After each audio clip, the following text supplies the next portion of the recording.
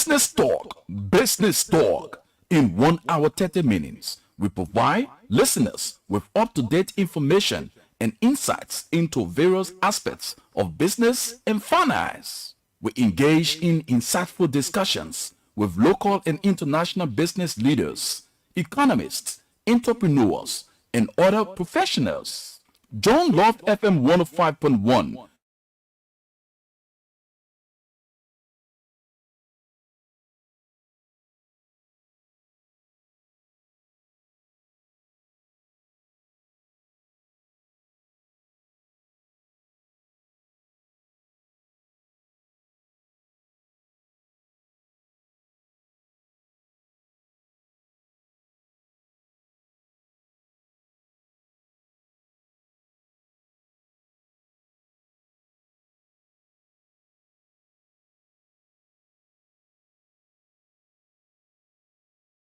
Another day, another time, an opportunity afforded us to do what we are called to do, and doing it to the best of our ability is what we opt for every time we sit before the microphone and that of the camera to do the people's job.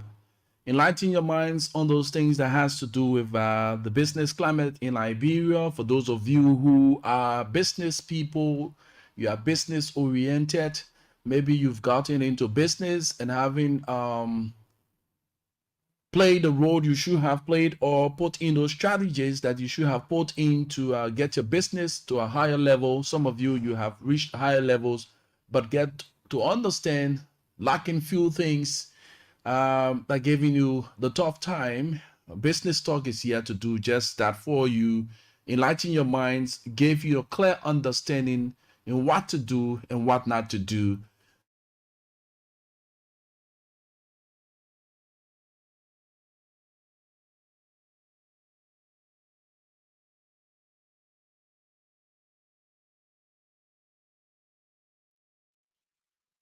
Yes, he didn't come on platform yet. He's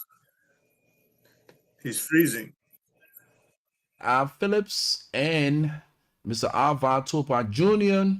will be joining you through talking about those things that you should do, talking about those things that the nation and its people should get involved with. Liberians owning those businesses that should be kept aside for them and getting involved. Electricity is going to be one of the key components in today's edition of the program, Business Talk. My name is Rufus Divine Cannon. Mr. Alkina Al Phillips. Good afternoon, sir. Good afternoon. Mr. Alva Togba, how you doing, sir? I'm wonderful. How are you? Well, I'm pretty good. Bouncing like a pretty bouncing baby boy. Unlike last week where I had, I was down with the cold, headache, and all those stuff. But God saw me through, and I'm bouncing like a pretty bouncing baby boy. Yeah, I think there's a little thing here. I think Rufus, you need to add Ava on your side, or Ava, you need to add Rufus on your side. I cannot see Rufus on your platform, Ava. He needs to come in the studio.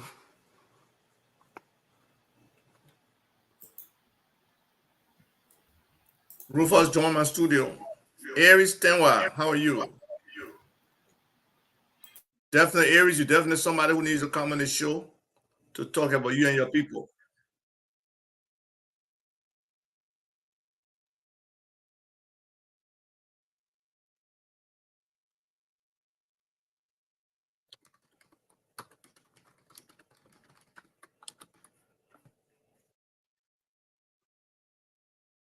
You need to join Ava on his side.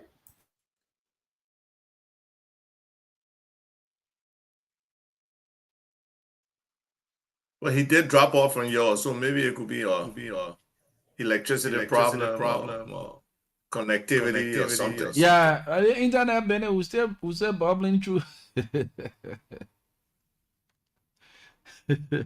No, he's there.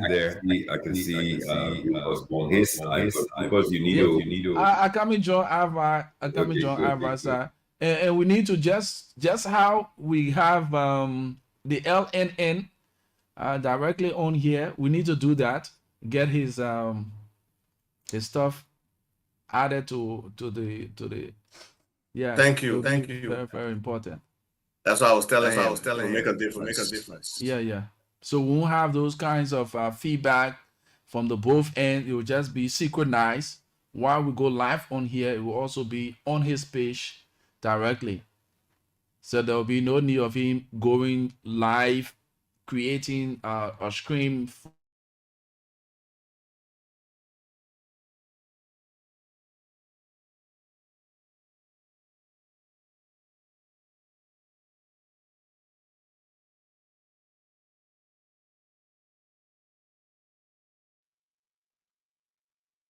So L, you want us to move forward? He's gonna be freezing, so we can try to start the show. And when he thinks he stabilizes, he can join us.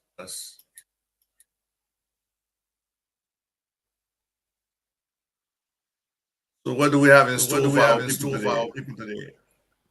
Okay, so let me talk and then you guys can mute. So what we want to do today, good afternoon to everyone out there, Radio Land, everyone on Facebook, everyone globally tuning in, those who are on LinkedIn, those who are all across different parts of Liberia listening to Business Talk today. Once again, we just want to say thank you for joining our show where we update, educate, inform, and enlighten Liberians, both at home and in the diaspora, about entrepreneurship, business, the private sector in Liberia, which is the most important sector that will bring about transformation in this country, this glorious land of liberty that all of us love so much. And it's so important for all of us to truly and actively and in a positive way engage in the private sector so that we Liberians can be, we can be major players in our economy, creating jobs, providing opportunities, and most importantly, bringing forth that transformation that will help the democratization process in our country, not only in Monrovia, but in all the different political subdivisions. I'm passionate about that. Rufus is passionate about that. Ava is passionate about that. Please share the show across your Facebook. Please, let's get more listeners on here. We're seeing that a lot of people are listening to what we're talking about, Ava. People are becoming very enlightened. I'm getting a lot of calls, messages throughout the week. I'm sure you're getting the same messages too. So today, let's continue from what we did last week. I think we went through, you started off with the 10 sectors. And I think last week we did, 3 or 4 of them. Let's see if we can knock out the rest of them today. Those pillars, those vertical segments of the Liberian economy that are important. And then, Liberianization in those sectors. But today I want to kind of put a little spice into it. Let's talk about the effect of electricity, the availability or the lack of it in those sectors. Because again, here it is, we're coming 1 year after the first round of the elections. Electricity was the issue back then. It's still an issue today. And we can't avoid it, because if we truly want economic transformation in this country, in jobs, opportunities, electricity has to be the foundation, the major ingredient, the component that we need to bring into this discussion. Let us not politicize it, but let's talk about it as for what it truly is. It is a catalyst. Okay, so Ava, I hand it over to you. Rufus, if you want to throw a few words in there before we take off. And over to you, Ava.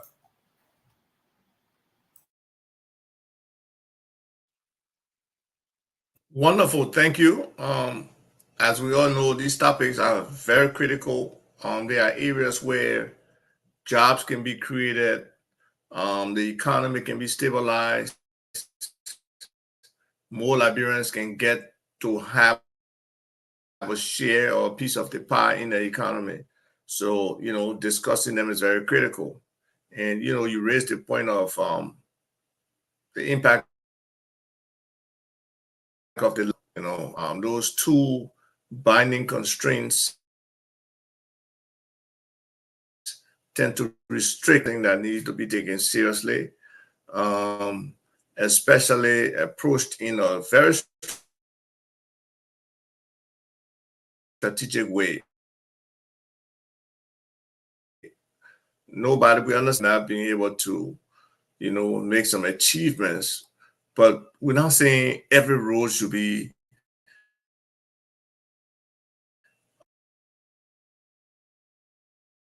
paved.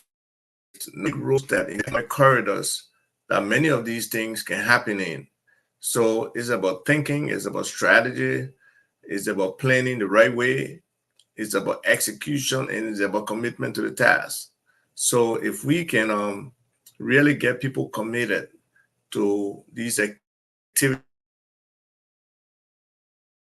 and the facility, especially the government's involvement, in supporting the Liberian private sector that's Liberian owned, it would be wonderful. So I look forward to an exciting show deliberating on the rest of the sectors that Liberians can really benefit in. I believe did we get to tourism, or we stop to manufacturing and value addition?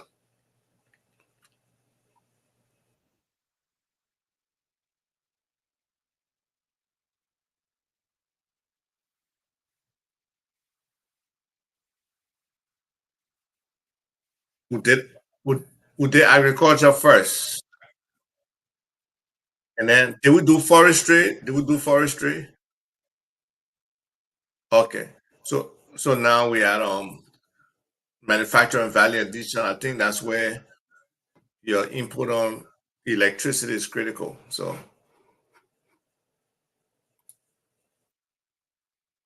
Take it from there, introduce it, and let's move on, and then we can add on to it. So right now we're going to talk about manufacturing and value addition. Go ahead. right. So basically, when we talk about manufacturing and value addition, we're talking about Liberians owning and operating businesses that transform raw materials, whether we're talking about our timber, whether we're talking about agricultural products, whether we're talking about the rubber, we just add something to it, because that second phase from the raw materials stage, or just the harvest stage, into the partial production or full production, create a lot of jobs, and it adds value in terms of the price of unprocessed rubber on the market versus the price of a rubber product is like night and day. So like our goal, like our diamond, instead of our like $640 million worth of raw gold leaving here, it could be $1 billion worth of value added gold leaving the country. The same with rubber, the same with diamonds. So just that top part of adding value before it's exported makes a significant difference to end of the products. And the whole manufacturing process, requires electricity. That's why electricity will be a major part of this discussion. There's alternative sources of energy, but it just has to be a government commitment to have the access to electricity. And sometimes it seems like the decisions around electricity are not in the best interest of the country or the people. And sometimes they don't even seem rational in terms of just normal business sense, So those are some of the things that we'll try to touch on. Like we always say, this is not a show, a political show. We're not trying to target government, but it's about finding solutions that will facilitate small businesses, that will help them proliferate, that will help them be profitable, and that will create jobs for our people, because small business and business in general become the engine of any economy. Al? So Ava just brought the topic up this morning: manufacturing value addition. Very, very critical, very, very vital to the transformation process of Liberia, all across all 15 political subdivisions of this great, glorious land of liberty, from Maryland County to Cape Mount, from Montserrado to Nimba and to Lofa. And what we talked about last week, we talked about the agricultural sector, the forestry sector, and the mining sector, that value addition in every aspect of the economy. So as we talk about manufacturing today and value addition, you can try to do value addition in the agricultural sector or the timber sector or the mining sector. You can try to do it. You can attempt to do it. But the issue, the challenge becomes what we call, you can write this down, your cost of production. Because what you want to do is you want to manufacture, you want to do value addition at a level where your cost of production is significantly low, that allows your product that you're manufacturing, your finished goods or your finished product, to be what? To be very competitively priced, not only for your domestic market, but also for the ECOWAS, the Mono River Union market as a whole, because we're strategically placed. We have multiple seaports. We have roads that go into Bullwater side. We got roads that go into Vonjama and across the border into Guinea. We have roads that go from Ganta into Ivory Coast as well. I mean, into Guinea, and then also from Zouedru, we can cross the border, and from Maryland, Plebo, we can cross the border as well.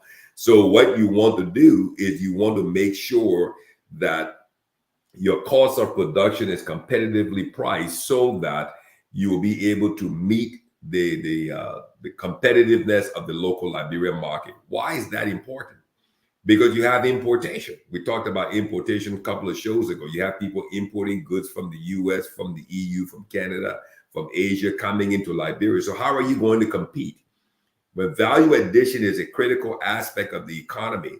That the only way that the cost of production can be at a level that allows local Liberian manufacturers and value addition type companies to compete is with a reliable, stable, consistent supply of electricity. And I've used the key word, alternative energy. So in as much as we have the Mount Coffin Dam, but the key thing that everybody needs to understand about the Mount Coffin Dam doesn't have a reservoir. So there's not a means to store water for the dry season, or to store water so that at least at low level times you have water, because hydro works on a simple physics theory of kinetic energy. Kinetic energy is stored in the water, and the water is moving at a velocity, and it hits the turbines, and it turns the turbines and converts that kinetic energy into mechanical energy, and then it goes off the shaft, and then hits the generator and converts it from mechanical to electrical energy, and then hits the power line. So in the absence of the reservoir, we're going to be faced with a challenge. So that's why Alva brought the topic of alternative energy. So we need to make significant investments in alternative energy sources. And there has to be a policy, one. There has to be a set of plans, two. And there has to be a strategy around executing those plans to deliver the results, so that the value addition sector of our economy can truly bloom, can blossom, can create jobs and provide opportunities. And then last but not least, we talked about it all since we've been on this show. The Liberian diaspora play a very important role. All of us in this country, we know how it is. Today's Saturday, Liberians will be going to different African food stores to buy African food, to prepare food for this weekend. Most of those foods that we're buying, they're imported to the US from where? From Ghana, Nigeria, Ivory Coast. Why? Those countries have electricity, so that their value addition companies there can make money in exporting those products and can create local jobs. And then their countries, as you can see, they're being transformed for the better. We are in a very, very dire position. And that's why electricity energy needs to be addressed in a very, very open, non-political way, because without us solving this problem, every sector that we're going to list here today is not going to truly produce the results and the transformation in the Liberian economy. So electricity in value addition is key, is critical, and it's something that has to be done. And if Liberians cannot play a role in that, then our economy is just not going to grow.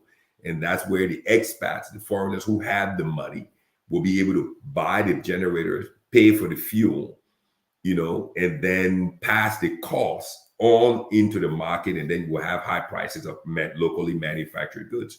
Over to you, Abba.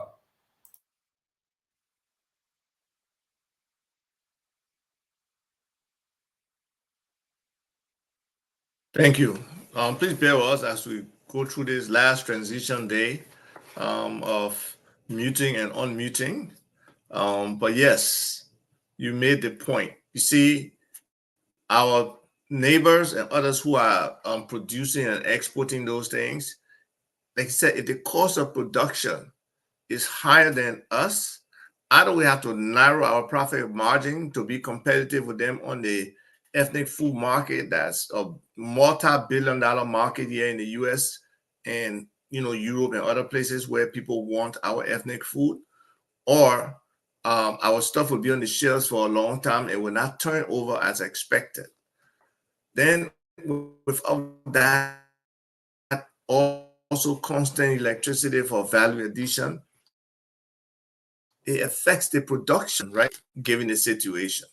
And most of the off-takers, they want you to have consistent production that they can rely on their supply chain, that their own businesses are not affected. So it's very important for us to get these things right. Our energy and our road situation, our water, how our small businesses are producing in the targeted industry. That's why before you engage in a business, we always say try to get some in-depth knowledge of the sector, whether through the fact that you have been involved in that sector and experiencing it, or whether because you did a very well-researched marketing plan that puts you on target with a business plan that is legitimate, that is real, that is smart, that have the right kind of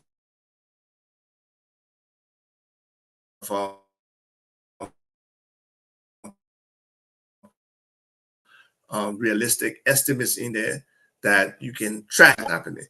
So these things are very, very important for us. And the sectors we're talking about in terms of manufacturing and value addition, they are energy intensive. And if the cost is prohibitive where you can get to the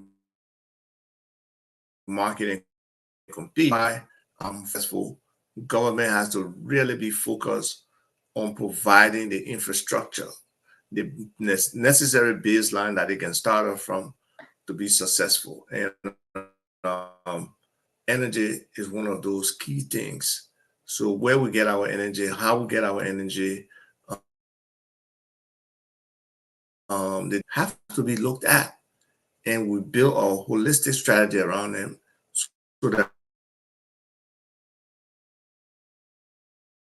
we can be able to flow of energy where is necessary. It may not be over the whole country, but the points of production, the areas that we designate, the economic corridors, the free zones or the special economic zones, those who have the level of electricity that will allow the operators in those areas to be able to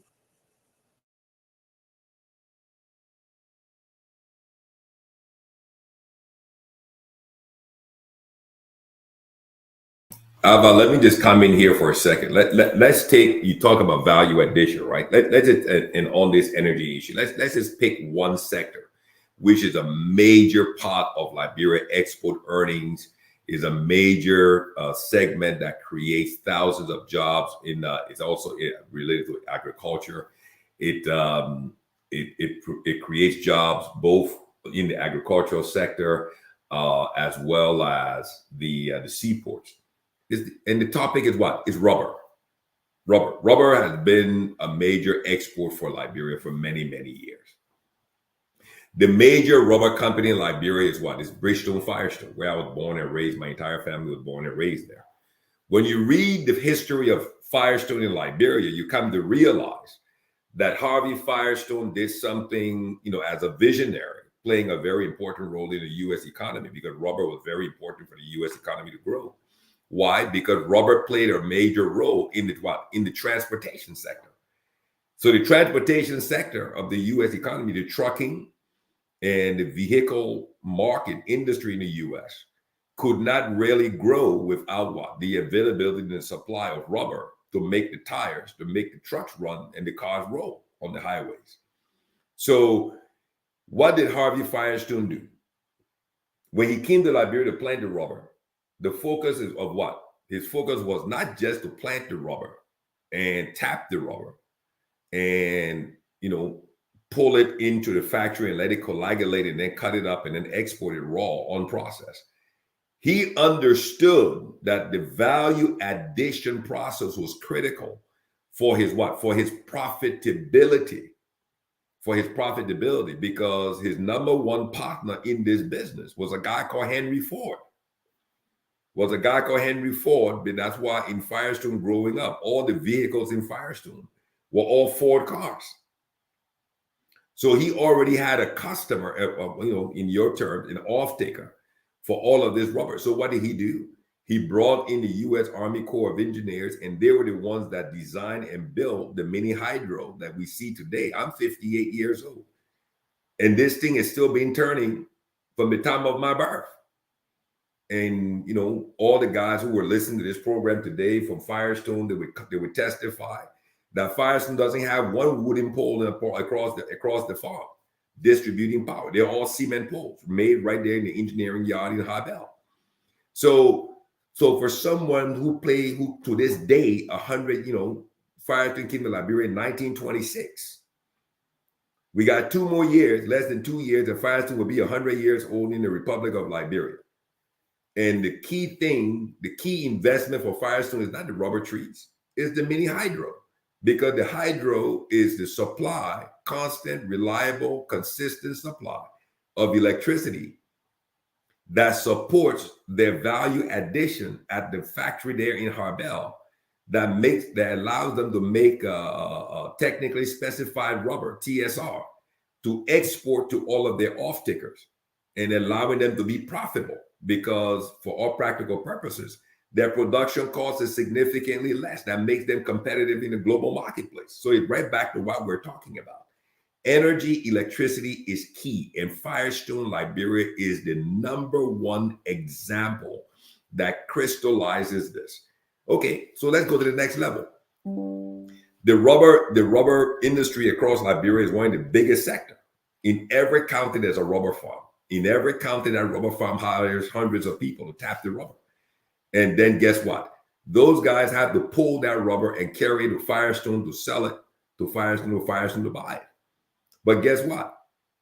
The lack of electricity in all of the different counties, Ava, and everyone listening, deprives the county of the value addition opportunity to add value to the locally grown rubber in those counties. So again, for Liberians in the diaspora who are listening, this is a huge investment opportunity. Alternative energy, and I'll piggyback on Ava because he's got a good habit, I should say, of always opening up cans on this show with key topics. He brought up the idea of what? Industrial trade zones. Why can't there be industrial trade zones in every county powered up by alternative energy, right?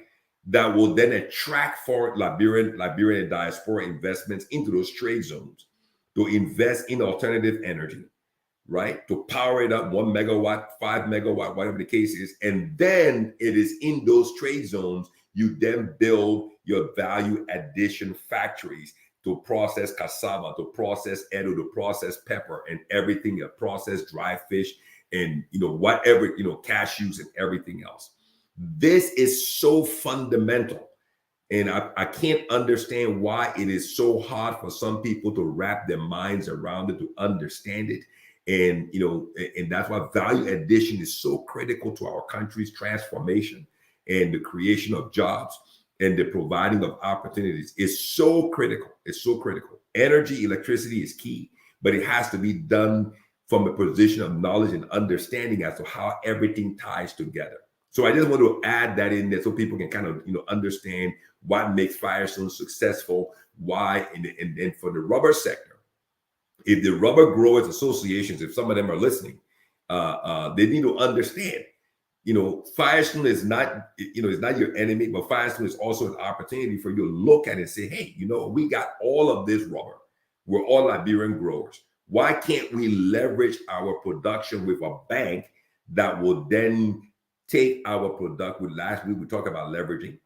bring in a rubber line, bring in a solar power system, get an investor to invest in a 3, 5, or 10 megawatt solar power system in an area across the country, maybe somewhere in the rubber belt or in Lo-Fi, wherever the case is. And then the rubber growers can go and bring their rubber there, process it, and then get it down to the seaport and export their TSR and be more competitive. Because like Abba said, the more we do value addition in Liberia, we create more jobs. And these are not job paying $100 a month. These are job paying maybe $250, $500, because you need engineers, you need technicians, you need accountants, financial people, you need financial analysts and everybody else to support this manufacturing value addition process. And then the shipping, the trucking, the transportation segment also benefits. And then the banking sector also benefits as well. And then last but not least, tax revenue, tax. More revenue comes in because what you're taxing is at a higher value when you export it as opposed to exporting raw unprocessed rubber. Over to you, Abba.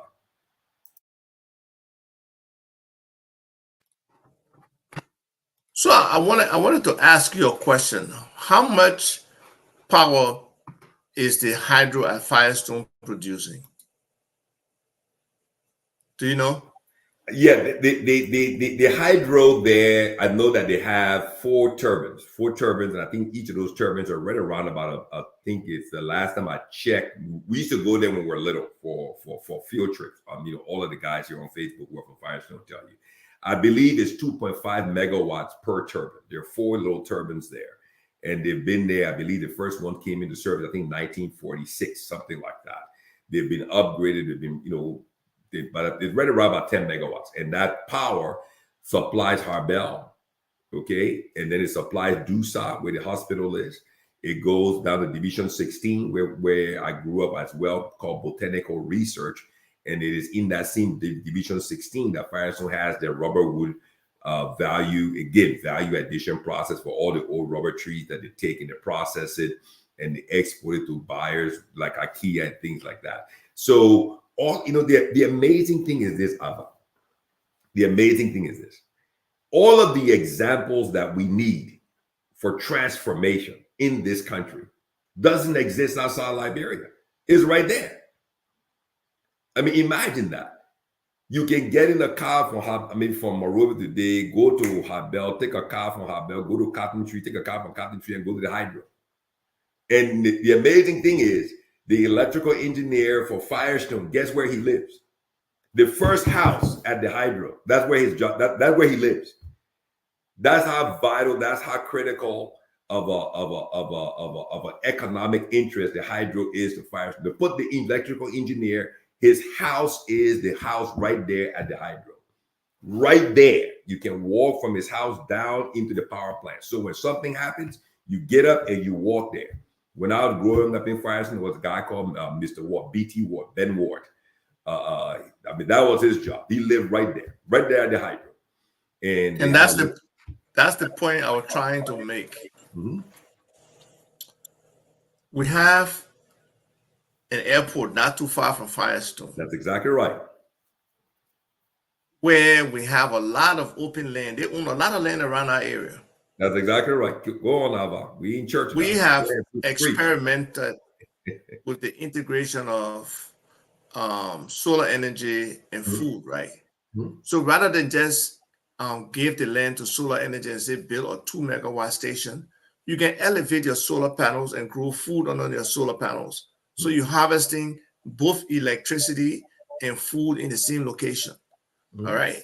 So for Firestone to have 10 megawatt, not far away, megawatts, right by, why can't we have at least 2 or 3 megawatts at that airport that can even service some of the neighboring people right around, the airport, and really boom up and bring about a different economy, a new economy in that area?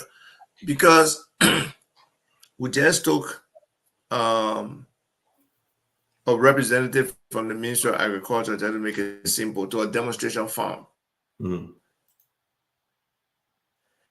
And Liberia is so positioned to export flowers, Western area, be a new flower belt for Africa. Mhm. So the opportunities for us to do things are so many. It's just that either we're not thinking, we don't want to take the business risk, we don't want to provide the facilitation for those kind of businesses. So it's just important that when people talk about job creation today, they must come and say specifically where the areas of job creation are and how many jobs that they can target to build to that level. Even the businesses that we have, the concession in terms of the jobs they're supposed to produce, we're not even near what they have promised. But there's no pressure from government to get those people to get to that level of job. Let me chime in here for a second. You just brought up something, right? That when the investor comes, he should tell you how many jobs. There was a company that came to Liberia during what they would call it during LA time. It was called BRE. Everybody remember BRE, Buchanan Renewable Energies, right? Now I'm an electrical engineer. When I heard about this company and their claim to fame, right? This is how we are. We as a people, this is how we are. Look, for every Liberian listening, I want you to listen very carefully. This is how we are. So BRE came and their claim was they were going to take the old rubber trees and they were going to put them through a chipper and they were going to burn them and they were going to use the rubber wood as a fuel to generate power. And they had all these big billboards all around the city. And everybody was happy. There was a big place that was able to do this whole thing in Kakata, so forth and so on. So me as an electrical engineer, I listened to this thing. I said, this thing is not going to work. It's never going to work. You can attempt it, but it's not going to work. Why is it so? Okay. So everybody from Firestone who's listening to this program will tell you one thing. Every fuel has what we call a BTU content, which is the amount of heat. And you need heat to generate power. Rubber wood is what we call a low BTU fuel. And the proof of that, Ava, is to cook just a pot of rice. You will almost burn half a bag of rubber wood fire coal because it doesn't produce the amount of heat that you need. So if the guy comes and tells you that he's going to use rubber wood to take the old rubber trees, cut them down, and burn them in a furnace, boil water, what we call a boiler, steam turbine, and then take that steam and then run the turbines to generate the power and put it on the power lines. You got to ask yourself a couple of questions. Number one, I know rubber to a degree. I'm not a rubber expert, but I grew up under rubber trees. When you plant one rubber tree, it takes 5 to 7 years for that rubber tree to start producing. The rubber tree lives 20 years later. You cut it down. So if the guy is coming into your country and he's coming to cut all the old rubber trees, you got to understand every tree he cuts down, the next time he comes back to cut another tree is going to be 27 years later. So did you factor in that the fuel that he's depending on is going to be diminishing and diminishing and diminishing and diminishing? And then in order for him to generate the amount of power he needs to burn more of that fuel, what we call the burn rate, is going to be such that he's going to consume so many trees that you're going to end up with a clear cutting across the country. And you're not going to have the available trees, to feed this power generation system, meaning that it's not practical. It's never going to work. It's never going to work. So if I was sitting as an advisor to a president and these guys came in to present this, I would have told the president even before the meeting, don't even waste your time meeting with these people, because this thing is never going to work. And that's where our challenge is.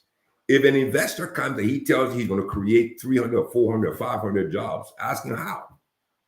Explain to me, how are you going to produce this? Are you going to pull it out of the sky and then click your heels and it's going to produce the jobs in the absence of energy? If you're coming to do a rubber line, you got to have the right people around the table. This is the point. And energy has to be, must be the foundation. You made a very good point, Abba. Firestone is not going to share their power because their power doesn't belong to anybody else except them. They made the investment. You can't hold them responsible because they had the vision to see. The challenge with us Liberians, Abba, both in the private sector and in the diaspora and both in Liberia, I'll be very honest. We've lost our ability to think, to do critical analysis. You mentioned a very good point. The airport owns so much acreage. What are you doing with the acreage? In the time of alternative energy, you have battery storage technology, Liberians in the diaspora. Why don't we come together and make these investments so that we can bring about the economic transformation in our country that we seek? There are different, I mean, we're sitting on the fence and we're complaining, but yet and still when other people jump in to get something done, we complain. So we in the diaspora, exposed to the technology, need to play a very active role, engaging role, so that we can, only the private sector can help this country and transform this country. And the value addition sector is so critical. Alternative energy is important. The industrial parks you mentioned are very important for all of the different political subdivisions, powered up by alternative energy, attracting the diaspora, creating thousands of new jobs. The rubber sector needs to engage in this. And last but not least, Abba, one of the challenges we have as Liberians, we don't like to ask questions. We believe that asking a question means that you're stupid. No. It simply means you don't know and you're seeking knowledge. So what's wrong with asking? What's wrong with saying you don't know? And last but not least, if I let you join in, one of the most crafty things that have happened in Liberia over the past 2 years is that the issue of electricity, energy, has been so politicized. Nobody wants to touch it. Nobody wants to touch it. Nobody wants to talk about it. And that is so wrong. That is so, and look what it's doing to this country. Look what it's doing to the economy. We can't attract the right investors. We cannot attract the diaspora. We can't bring new money in. And at the end of the day, people are just coming, mine our resources, pack it up on the train, dump it in the boat, and haul it across. And what we'll be getting as tax revenue is nothing compared to what we could get if we had electricity for value addition. Over to you, Abba. Yes, so we just have a lot that we don't utilize. I mean, and I'm proud of some of the entrepreneurs in Liberia today, like the folks from Green Gold Liberia who make briquettes and eco stoves to substitute for the charcoal cooking that our people have been doing.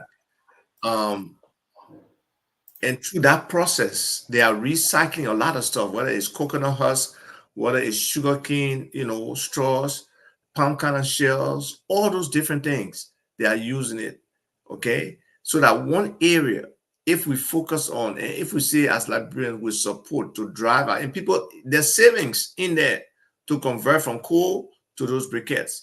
But if we say we try to push those kind of things, it got to be a concerted effort in sensitization, awareness, and education from multiple levels, whether it's government, private sector, or our environment people.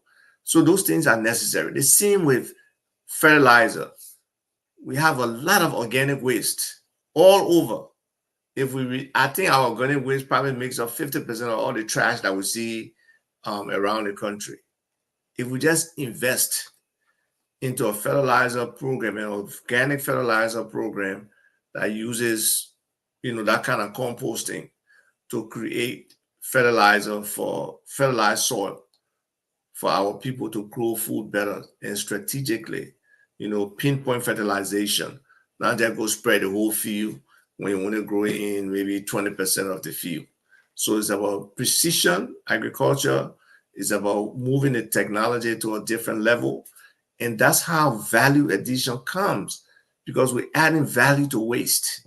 So that there's so many areas where we can add value to and enhance what we do. And alternative energy for our manufacturing sector, I mean, you can't preach about it enough because it's just something that's necessary, something that's significant, and something that when used properly or when implemented properly can really be a sustainable source of energy that can support, small manufacturing in different respects, in different aspects. So the opportunity exists. We should take advantage of it. We should also look at our core electricity provider, right? What is the space for Liberians? We know we have a generation problem. We have a transmission problem, and we have a distribution problem. Where are they? Can they educate the public to see what opportunities exist there for Liberians to be in that sector? Not where a few Liberians, because they have insider information, will just use that to leverage it for themselves and be the only ones in the space. No, where it's open, people are informed, and it gives Liberians everywhere an opportunity to be a part of that process. That's why I'm hoping in December, when they're doing the Liberian Diaspora Annual Return, is a whole month of activities. There will be some time dedicated to discussing business for Liberians. Yes, we want to talk about investment opportunities for our friends from anywhere, whether Black Americans, whether white Americans, whether Chinese or whoever. We invite them. There's a lot of space at the economic table, but we are demanding that Liberians be an active part of that space, whether in partnership with companies coming in or whether just opening the playing field that they can sit at the table too and be there and be able to contribute significantly. And that's where the diaspora comes in. So the discussion that we have, I think, is a one Liberia dialogue with the people from the diaspora and people on the ground in terms of how we can really integrate and how we can, together with that integration, transform where we are in Liberia today in terms of our economy, in terms of our output. The Liberian GDP is suppressed. We're 4 billion. It should be way more than that. That's exactly right. That's exactly right. And way more than that. And the reason why it's suppressed, let me break some news, right? This is, as CNN would say, breaking news. So this is the breaking news.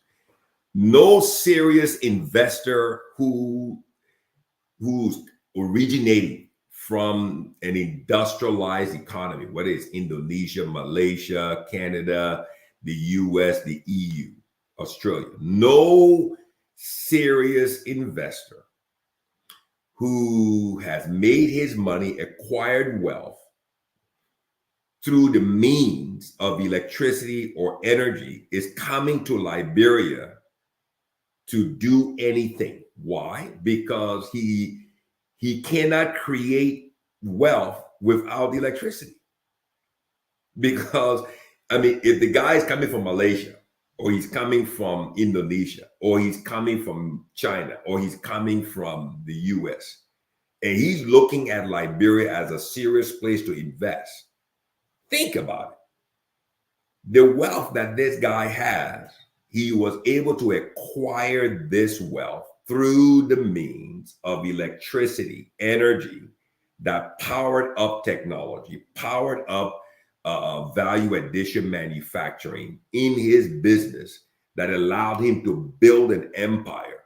And now he's going to come to Liberia, and then when the plane is landing at the airport and say, well, we have a problem. The power at RIA just went off. Why? Because my coffee is low. Are you kidding me? And you really truly believe this guy is going to come and put $30 million in Liberia? No. You're convincing yourself. The worst deception is when you deceive yourself. The reality here is energy needs to be, quote unquote, depoliticized. And the leadership needs to understand, especially the county leadership. Here it is, Alva, I'm sure you're very aware that a very landmark decision was made the other day, I think a week or 2 weeks ago. The president is now going to be dividing or splitting the county development funds between Monrovia and the various counties to support the Local Government Act, right? Which is very important, very critical. That means the counties are not going to get their money. from all of the different concessions operating in the counties. So the question now is, what are those counties' leadership teams? The CEO of the county, who's the superintendent, the vice CEO, who is the deputy superintendent, and that whole county caucus, whatever the case, what are they going to do with this money? Are there plans? Are there strategies? Are there, key performance indexes? I mean, are there any, plans for energy? Are there any plans for, what Abba brought up, the industrial parks that will be powered up by electricity so that you can attract the diaspora from abroad to invest in those areas and create jobs? No one can do this for us. Only we can do it for ourselves. All of the, the diaspora, thing that's taking place over the next several months or whenever it's taking place. What are your plans going home? Are you going to go to the county, what the county organization or the tribal organization in the U.S.? What are your plans to engage, domestically? In what sector are you going to engage in your county? What are you going to be doing? Are you just going to buy a ticket, jump in the plane and go home and have a good time and jump in the plane and come back and say the people back home are not serious? No, you're not serious. You can't go home to engage and bring about transformation. We're not talking about politics here. This is all about economic transformation that will bring about individual empowerment in the job sector that will bring about transformation in the lives of Liberians. Energy is a major investment component that the diaspora can play a role in to support the value addition sector. Rubber, cassava chips, processing, fish, and everything else all feeds into this. And it can be done at the county level, supported by diaspora money to grow, expand, and increase our GDP. Our GDP is suppressed. Why? The lack of electricity. Let's move on to the next one. I think we've beaten this dog. I think it's already right. No, I was just going to kind of again piggyback on what you said earlier, but examples of success and what we should do already exist in country. Hmm? If you look at Nimba and even parts of Bone, the domestic, power producers are there.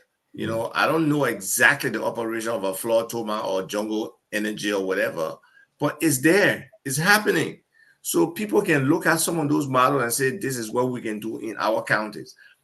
Before I leave this topic, I personally believe every county should have a county economic development corporation. Exactly right. Yes. It makes a big difference. Big They difference. will look at it as a business and they will work it as a business to bring opportunities to the county, to bring development to the county. That's one.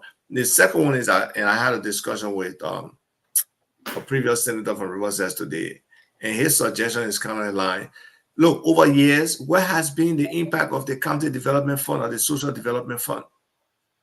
I don't think it has been that impactful. So with this decentralization that's coming, let the budget be decentralized to the point where for each county is a minimum of 1% of the budget goes to each county. Let the superintendents become like real governors. They shouldn't be stooges. They shouldn't be people. They should be entrepreneurs or business people who can transform the county or who have the experience and ability to transform that county that they're leading. So let them be given the opportunity and the tools to help expand the county, to ensure that jobs are created in the county and they can start to decongest Monrovia by being able to think on the different kind of comparative advantages they have in the county to be able to create jobs and move the county forward. Those things are just so critical, but we don't seem to keep focusing on them. We seem to, just like the cash that people in government can probably get to put in their pocket rather than really focusing on value addition, focusing on energy, focusing on roads, focusing on economic free zone, focusing on how do we provide access to capital for these business people, those critical things that will move our economy forward. We seem to be short on them. So, hopefully with these kind of discussions and other platforms, talking business, inviting people to discuss these things would be wonderful.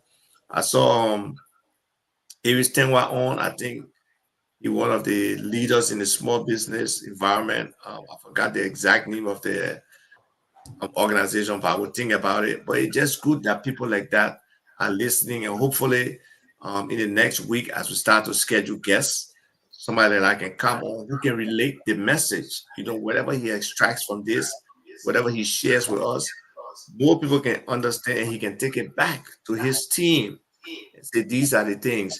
And he can start to identify those people like, I have this thing like, oh, the best Yana boy can go to owning her store. The best with a market woman can move to owning her shop. The best shop person can start to do, distribution. Then some people can move up to wholesale. So there's just so many levels of elevation in this whole food or economic value chain that we're looking at, and the opportunities are there, but people need to be supported for them to be elevated. So those are some of the things that we're talking about. So talking about the next topic, again, it leads into before you jump, right? You demonstrated your ability to peel back a new layer, right? This decentralization law that that it's been in effect since 2018, but I think the funding of the counties has been something that the president has now done. But you just brought up an issue. I think one of the challenges we have as a people is that we don't understand transformation. People are so focused on politics that politics, they believe that politics is how you become empowered. No, you don't become empowered through politics. You truly become empowered through economics. Economics is what truly empowers you to introduce transformation, right? That transform the lives of people. Now, the point you just made, right? The county caucus or county investment team is critical. The next layer is let that county investment team or caucus, whatever way they want to define themselves, link and build a bridge with their corresponding diaspora organization for that county in the US, Canada, and the EU. Because that's the bridge, right? That's the bridge we need, because the money, the true real money to invest and develop and bring about economic transformation in the county is not in the county. It's in the diaspora. But if there's no engagement between the diaspora and the county leadership team, then the money won't come there, because then the money is only going to individual people through, Sendwave and mobile money and whatever the case is. Then you're not truly getting the effect. But if that money comes through the diaspora organization, the Bassa County Association in the US, the Nimba County Association, the Grand Jide County Association, the Lofa County Association, the Keys, but whatever it is, those diaspora, tribal, ethnic, high school, alumni associations in the diaspora, properly and effectively engaging with the county investment council, county investment team or leadership team is important, because we want to bridge technology, know-how, education, information, and most importantly, capital, money, investment in the county for different projects, solar energy projects, so that the county can have their own grid outside of LEC. So if LEC is not dependable, that doesn't mean that the county cannot develop. That doesn't mean that the diaspora cannot come back to the county and invest in small, medium-sized business and take care of value addition and go into agriculture and do other things. No, we've got to move to the next level of thinking. If you don't know, call Ava. You don't know, call me. Let's have a discussion. The success of this is going to take place through engagement, positive, constructive engagement. Last but not least, don't be afraid to be criticized. Not everybody knows everything. That's why, one thing I use in my work every day, Alba, I tell people, the foundation of every agreement is a disagreement. We have to disagree first, so that you, Rufus, or whoever, we can stake our positions. Everyone has to disagree first. You stake your positions, and then after that, we start figuring out where we have, areas of agreement, and then we form and we build. We come to an agreement, initiating the process with a disagreement. Disagreement is very healthy, especially when you're trying to come around to achieving an objective.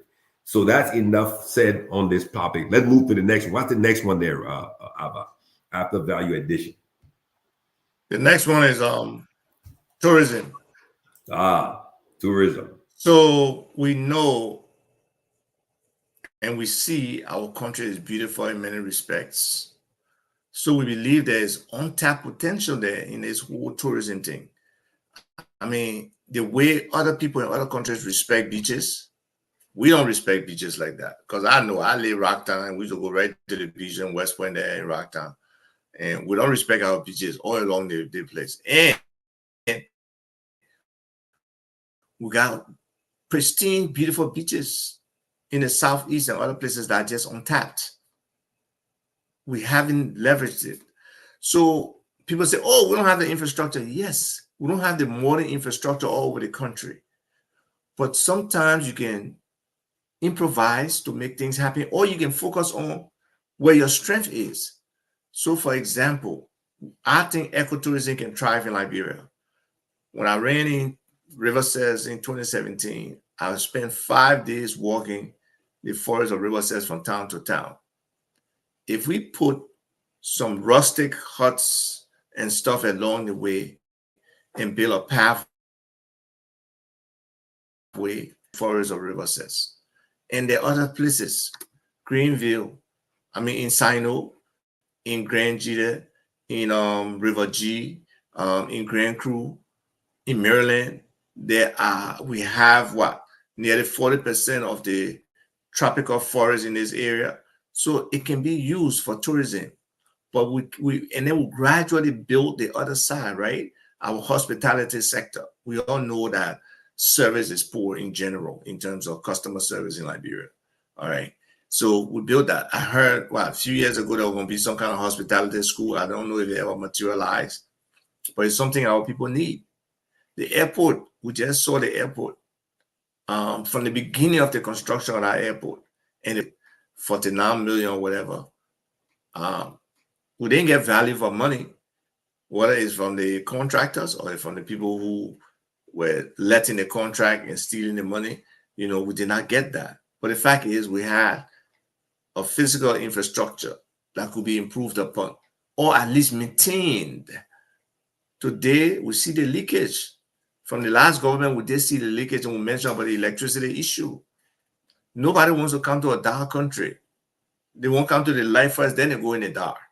Okay? So when they arrive, they can arrive safely.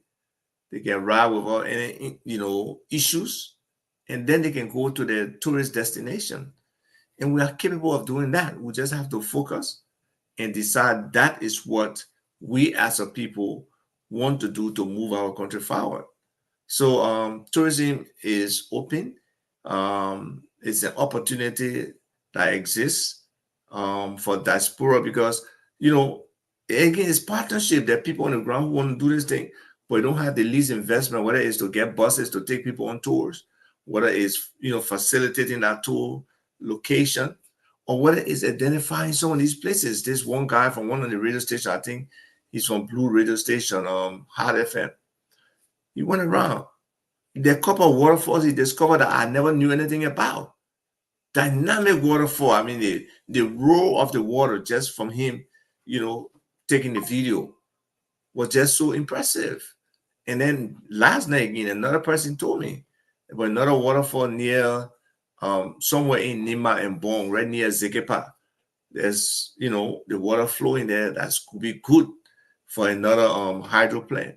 So all of these things are opportunity for us to improve our country and for us to make our country more attractive, to leverage the tourism, both domestic and international. A lot of Liberians sometimes don't travel all over our own country. They don't know the different places. They don't go places, just only where they are and come to Monrovia. So the opportunity for tourism is just huge. And we need to look at them, and the diaspora need to also invest in it, because when we come to our country, even though it's our country, we are like tourists too. So we want to understand and appreciate what we have there.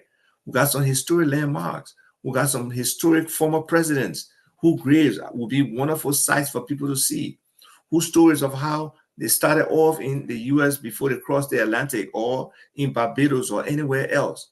Those are very interesting stories. And we got some good storytellers, we got some good historians.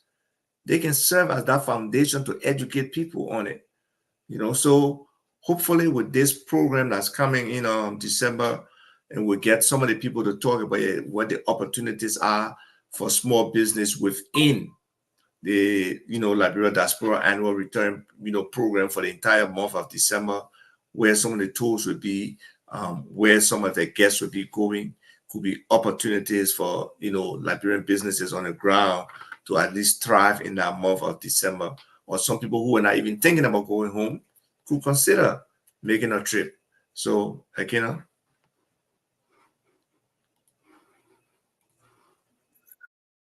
Point. Okay, so let's talk about tourism here. Tourism is a very unique sector, and I've got 2 or 3 points to add on to it. Right, number one, our history tells us that we were settled by free slaves from the U.S. What better way to attract African Americans from the South, okay, to Liberia, where is the land of their return? Because if they left from Ghana as slaves from those castles, right, or in chains, where did they return as free men? They return to Liberia as free men. What is the Ministry of Tourism doing, investigating, right, to identify those locations, all of the old churches that were built, set up by returning African Americans? What are we doing with all of the old schools, like Rake's Institute, like Carey? All of those schools were named after African Americans or major people in different Christian denominations across the U.S. And then what are we doing to support the tourism industry? The largest segment of tourism for Liberians are not expatriates; it's Liberians. Liberians make up the largest tourism's population. Liberians from the diaspora. We spend the most amount of money in Liberia for tourism. Number 3, what are the Liberians in the diaspora doing to engage? Have I again open up a new can and peel back a new layer? What are we doing to engage Liberians who are home, who have small hotels in different places, to bring in new capital, to say, hey, let's engage, let's create a partnership. I can attract people coming back into the counties. What are Liberians in the diaspora, the county organizations? What are they doing? Look at that whole Clay Ashland, that whole area across the St. Paul River Beltway. That whole area was settled by people, African Americans. What are we doing to attract these people into tourism? Again, tourism, when you talk about hotels, you're back to electricity again. How are you going to power up the 2-star, 3-star, 4-star, 5-star hotels? You go to Ghana, right by the airport, what they call Airport City. You got the Radisson Hotel, you got the Marriott, you got Holiday Inn, you name it, is there. How do you think they got there? Why do you think they saw Ghana as an attractive place? You're back to electricity again. So that's why the county is important, that the county leadership caucus, the county investment team is put together, the county leadership team, which is going to be run by the executive branch of government, right? That's why it's important, as Ava mentioned, let's get together, let's engage, so that your block of diasporans can engage, bring in new ideas, new money to invest in the county for transformation to support the tourism sector. Because again, tourism is not only about bringing money from expats from Europe. No, the Liberians,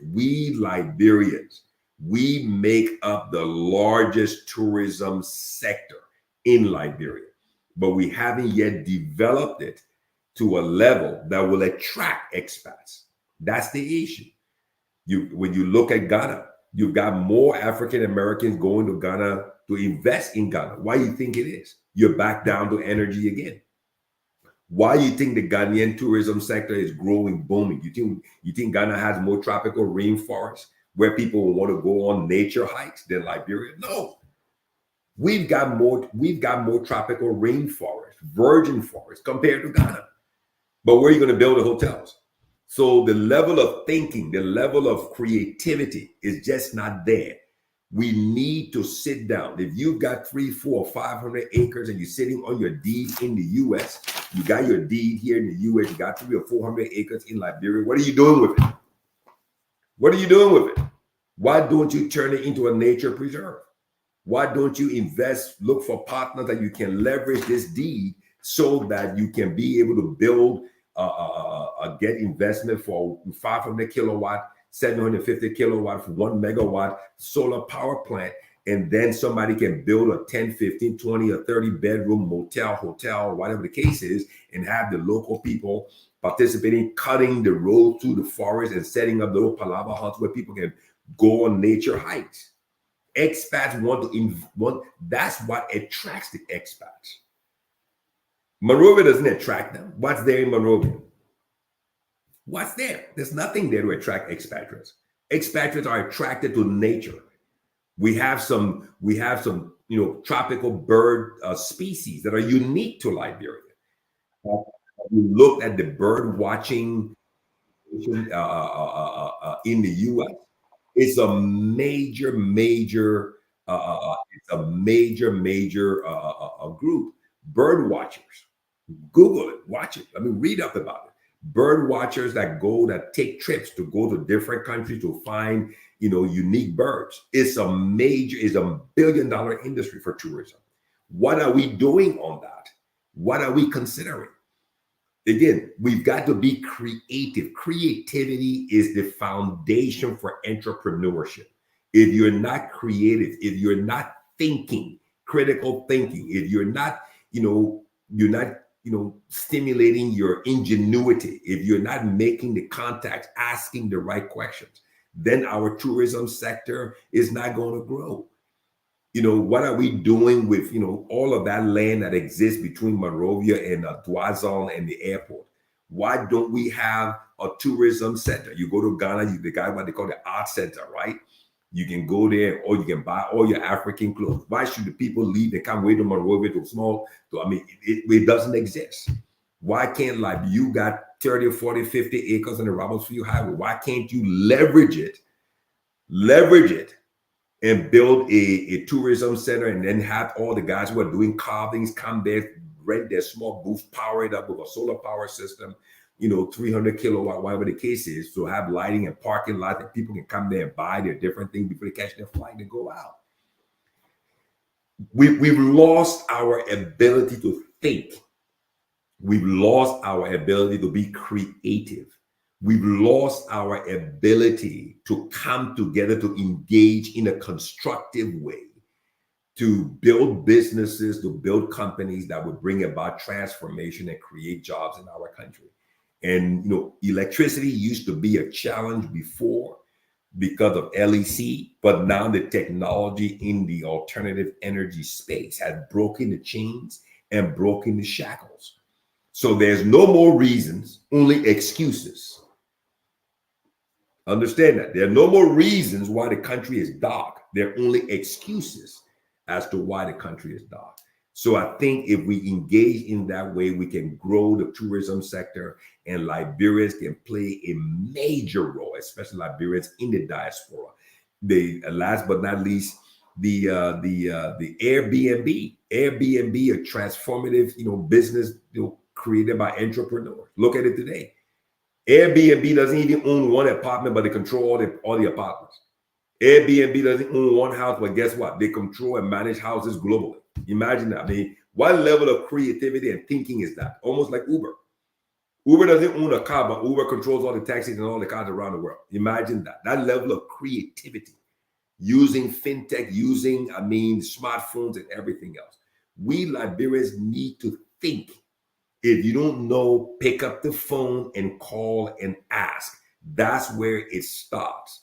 No one knows everything. Not me. I'm not a financial person. I look to Abba. He's got the MBA, not me. I'm just an engineer and stuff like that. And I love to talk. So everybody's got their role. So tourism is a major sector, and I think this sector should be dominated by Liberians in the diaspora and Liberians home. Let's go on to the next one.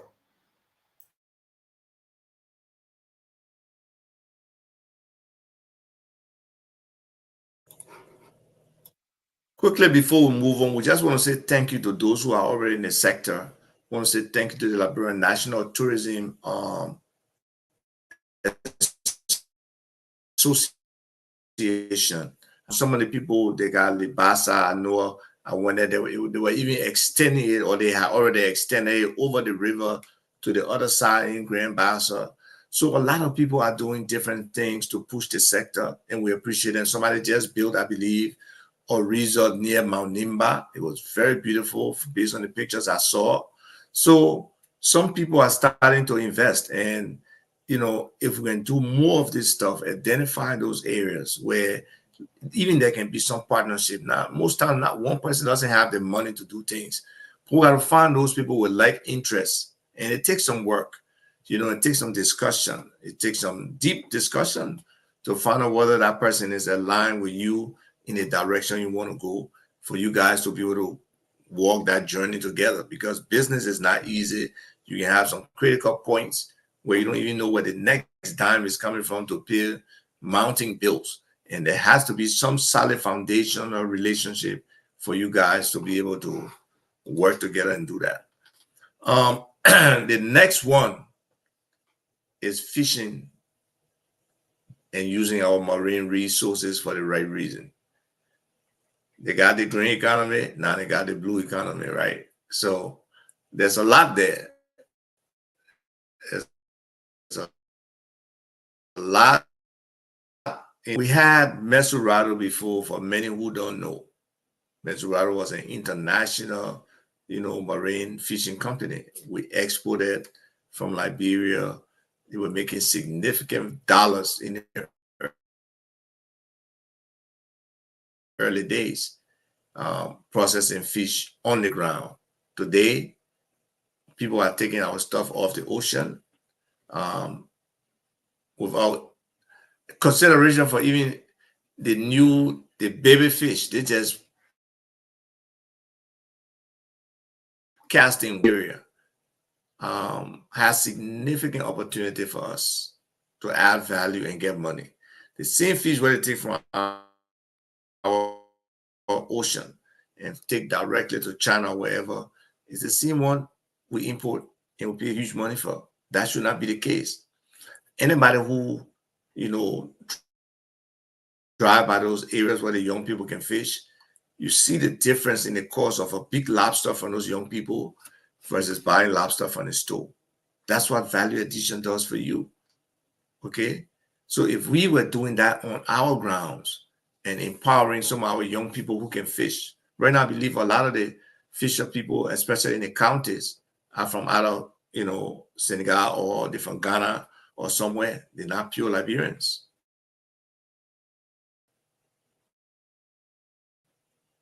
That's an area for job creation. That's a support and be able to expand and focus on.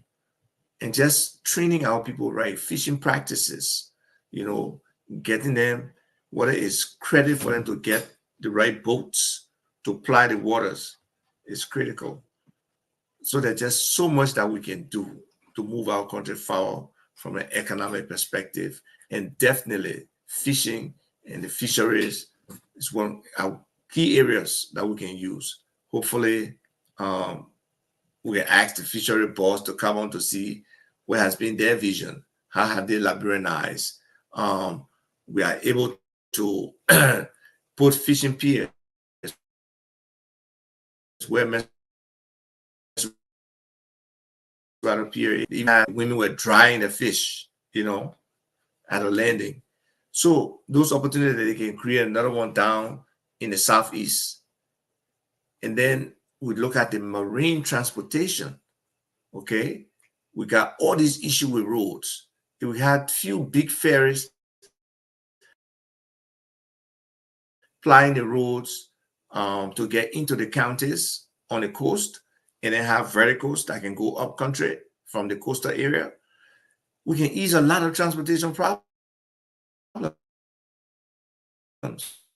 it's exposed to areas where there are ferries and stuff like that. And I'm sure some of them are cheaper, especially I heard in Italy. some ideas about how to go about it. But there are, ocean vehicles worth it will help out for those kind of things and see how we can invest in them, to improve our economy, to create jobs, and to be able to add value to our sea products. Very good topic, Abba. So let me jump in here on this on the marine side, right? So if you look at the Liberian economy, you look from every county from Maryland all the way to Cape Mount, Montserrat to Nimba, and to Lofa, you'll come to realize that one of the major imports, major products that two major products imported into Liberia that is consumed on a daily basis is what? Mackerel in the can, tomato sauce, geisha, right? Liberian call it tinapa, and then sardines. These are products that are what? That are value addition products from the fishing side. So you go to any Liberian market today, you'll see snapper, you'll see salmon, you'll see even mackerel. Mackerel is all in the marketplaces. But again, we're back to this same issue of the lack of energy in different parts of the country, especially along the seacoast. So why isn't it Maryland, Sasstown? I mean, Maryland, Grand Cru, Grand Cess, River Cess, Grand Bassa, Cape Mount. Why aren't these counties energized with either solar power in an industrial trade zone? And because all of these canning machines now can be bought from Asia, from China, from Thailand, from Vietnam, okay? And marine fishing can become an industry, and we can minimize the importation of some of this stuff, and we can then do value addition for the marine sector. Again, we need to think. We as Liberians, we need to think. Energy is important. Is important, especially in the fishing marine sector. In the fishing marine sector, because again, this is something where Liberians in the diaspora need to engage. You need to engage. The Maryland County Association, the Grand Cru County Association, the Grand Bassa County Association, the River Cess County. These are all coastal counties. You have access to the sea. You have a small seaport, medium-sized seaport. What are you doing to engage with your county officials and leadership? What are you doing with regards to finding a proposal for alternative energy to power up your county or small industrial trade zone? What are you doing in terms of investing? Because again, coastal counties have two major economies. Correct me if I'm wrong, Alva. It's either from the ocean or it's from the agronomy side, from the agricultural side. Two major aspects of the economy. So if we're going to do value addition, again, I'm not digressing, but it supports this whole fishing marine side. Okay, so if we are able, diasporans, Liberians, listen carefully. The money sits with you. A couple of shows ago, we talked about remittances. It's over $800 million that's being poured into Liberia from the diaspora.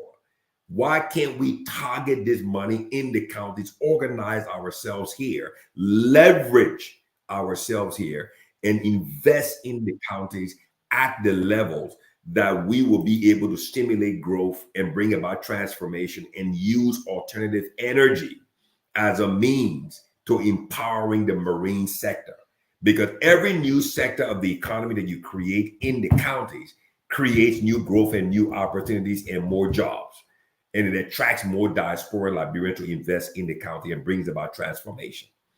So the marine side, as Alva said, is huge. It's huge. Okay. I mean, you talk about right now, look, there's so many videos online, right? So many videos online about all the bad roads leading, going through, trying to get down to Maryland, trying to get down to the Southeast, right? That those videos come on, every year people show the rainy season issue. What are diaspora Liberians talking about? I mean, I live in Houston, Texas. There's a whole bunch of barges here. There are barges here. So why can't Liberians in the diaspora get together, pull, again, my thing is government has a role, but government is not the answer. The private sector is the answer. Why can't we in the diaspora pull together, get a barge? The people from the Southeast pull your money, get a barge. What do you need from government? It's just the licensing and the authorization. You need government funding.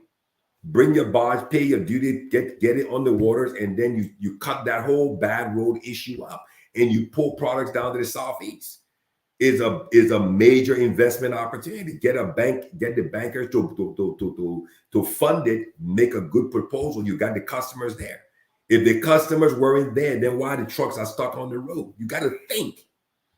The reason why the trucks are stuck on the bad road is simply because there's no investment in the marine sector for transportation to bypass the roads and go straight down the coast. Liberians, again, we're back to not thinking.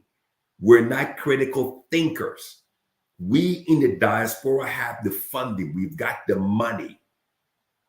We've got the money. The reason why the trucks are stuck on the roads and everybody's recording it and the guys are digging the trucks out of the road is simply because there are customers there. And there are businessmen hauling rice, kerosene, diesel fuel, gasoline. So if you quantify, are you the financial guy? If you quantify how much rice is being pulled to the Southeast, how much gasoline and everything, imagine that's already a business case for a barge, because that means the demand is there. Correct me if I'm wrong. The demand is there. You're absolutely correct. And Cyrus Gray, who's also in the marine sector, has done some work and really thinking about coming to the Liberian people to see if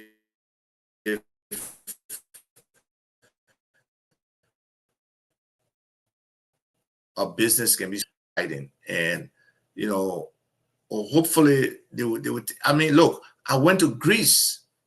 I was shocked at the size of the ferry, the amount of vehicles that were parked to drive into the bottom of that ferry, the amount of luggage that people were taking. You know, Greece is also a huge tourism place too. So just the volume and the transaction is not only one ferry, multiple ferries carrying people.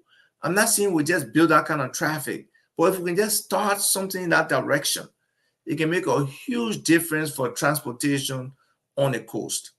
One of the problems we face is the people in government no facilitate for other Liberians to do business while you in government serving as a regulator. But they want to be the one to bring the business people or to extort the business people coming in. And that has been historical. I'm not necessarily pinpointing people in the specific government, but that's the system. That's the kind of cartel that exists. And that's where some things really, really need to change for us to be able to move this country forward. But I think, you know, we have touched on 6 of our key sectors so far. We got construction and real estate remaining. We got retail and trade, where we'll really be able to use our Aries Denwa. We got telecommunications and technology. We know you will stand strong in that area too, Aquino. Then we got banking and financial services. You know, so folks, there are huge opportunities in these areas for Liberians. We just need to keep talking, start directly talking to each other to see how we can work these opportunities and be able to do it. But I think this has been a very good show, like the other ones. And our man Rufus, I don't know if you want to take a few calls, if there could be maybe some people who may have questions or input before we exit. So the show is on you, Rufus. You still haven't come to my feed, but we'll resolve this by next week. So go ahead. So 0778-665-073-0887-105-105 are the numbers to call. You've been listening to those good insights. So it's yours to make your informed contribution right here on the program Business Talk. 0887-105-105 0778-665-073. The numbers are activated. you can form part. Let's get to talk about those things they talk about. You can make your input. You can ask those questions. They are open up to listen to your plight. What is it? You in business. The sectors they did mention, maybe you are part of it and you lacking few, connectives. And they brought all those ideas. How can you move forward? 0778 665 073 0887 105 105 are the numbers to call. Talk. Let's talk the talk as we walk the walk. Also, Rufus, let's put for those in the U.S. who want to join, you can call Ava's number direct at 301 for Maryland, 301 655 5984. So if you're in the diaspora, in the U.S., you want to call on the show, you can also call Ava's number direct, 301 655 5984. You also get connected to the show as well. I didn't want to put that in there.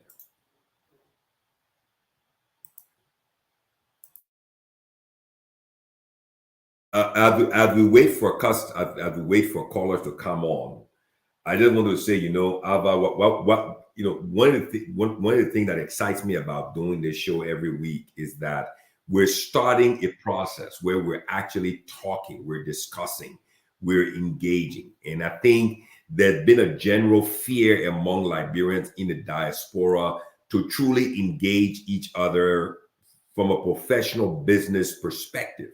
I think, you look at the Asians, they're quick to huddle together and form a group, leverage what they've got and make an investment, go on the ground, link with people on the ground, get all the research and figure out where to start, how to build a relationship, a partnership, and grow. The challenge with us Liberians is that familiarity, okay? Our familiarity with each other, how we knew each other from way back then continues to be the one thing that hinders, that blocks, that stops us from seeing who we've become today. And until we're able to overcome that familiarity challenge or issue or barrier, we will not be able to achieve our greatness. And I think, that's what we need to do. So for everyone listening today, you've got to look with, our solutions are not outside of our borders. The transformation to move this country forward and create jobs and provide opportunity to bring investment, it's not outside of our borders. It's amongst ourselves. The conflict is not outside. The conflict is amongst us.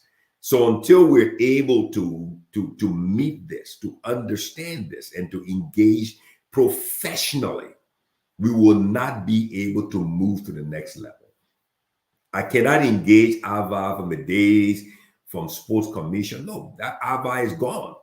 The new Ava is here, refined, perfected, educated, professional.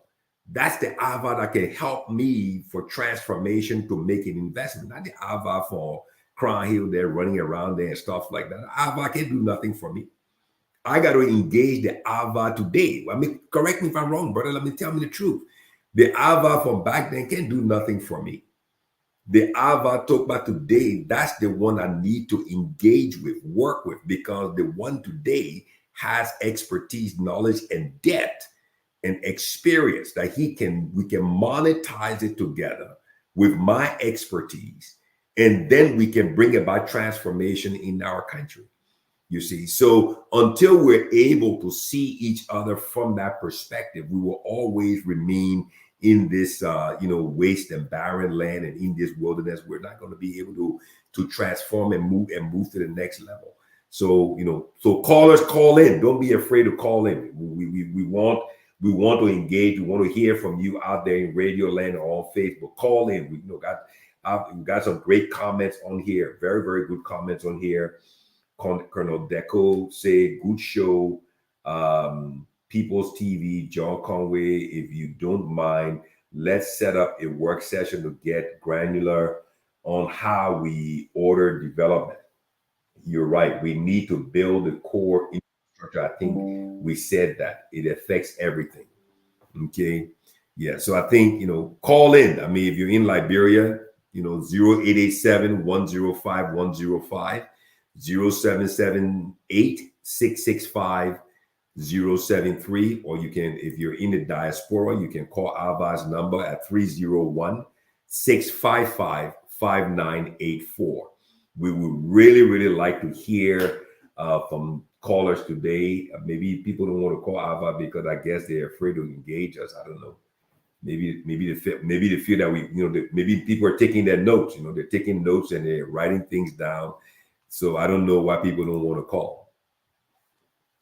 But it's okay. Sometimes people reach out on the side, so we can have closing remarks now. It's past our regular 11:30, and we hope to be here every Saturday. We hope that we have Ablige TV suggesting that they want to relay the show. They were actually attempting to relay the show today. We can reach out to other community radio stations so we can expand the the reach of the information we're sharing. And you also made something clear earlier. Nobody knows everything. So there are some smarter Liberians out there who are business oriented, who have already gone through the grind, have the experience. Please feel free to call in anytime to give us ideas and stuff. Nobody knows everything. Your practical experience can really be helpful to our listeners, especially if we are not, communicating the right level of information to our people. So we need as much input. We need as many voices as possible, sharing knowledge to our people, showing them the way for us to really be empowered and be able to say we are vested in business in our own country, and Liberianization works. So thank you. I appreciate the show today. I appreciate it. I appreciate those who listened and participated, and we look forward to next Saturday. My closing remarks, basically, once again, Ava, thank you for co-hosting with you, Rufus Divine Kane. As I always tease you every week or every time I call you, Rufus has this saying: you'll be remembered for two things: the problems you create and the problems you solve. So let it be that we will be remembered for solving problems, for bringing about transformation in the economy in Liberia through business talk. But to everyone who listened today, I mean, the discussions were very rich. Please engage. If you want to reach out to us on DM, that's fine. You need ideas in different sectors, that's fine. But this is how it starts. It starts with positive, constructive engagement. Let us be professional. Let us not, let get familiarity out of this whole engagement process. Engage me for who and what I am today, because what I used to be can't do nothing for you. It is who and what I am today can bring forth the ideas and the intellect and the expertise that we can monetize it. We can monetize it and bring about transformation in Liberia. Rufus, to you once again, thank you for the opportunity to be on your show. We greatly appreciate the time. And hopefully next week we'll get away with this echo problem, and we'll do greater things. And those who want to relay the show, reach out to myself or Ava, and we'll relay the show across Liberia. We want to get more people engaged. Thank you so much. Have a great weekend. Be safe. It's always good to be here. You listen to them, providing knowledge. Very, very important to all of us. Until we have the time, like he said, it's next Saturday, same time, same station, and we expanding by the day. Keep the peace and let's play safe. Liberia is for all of us. We can build Liberia. Let's think Liberia and build Liberia. Have yourselves a wonderful and God bless day. Bye-bye. Talk. Business Talk. In 1 hour 30 minutes, we provide listeners with up-to-date information and insights into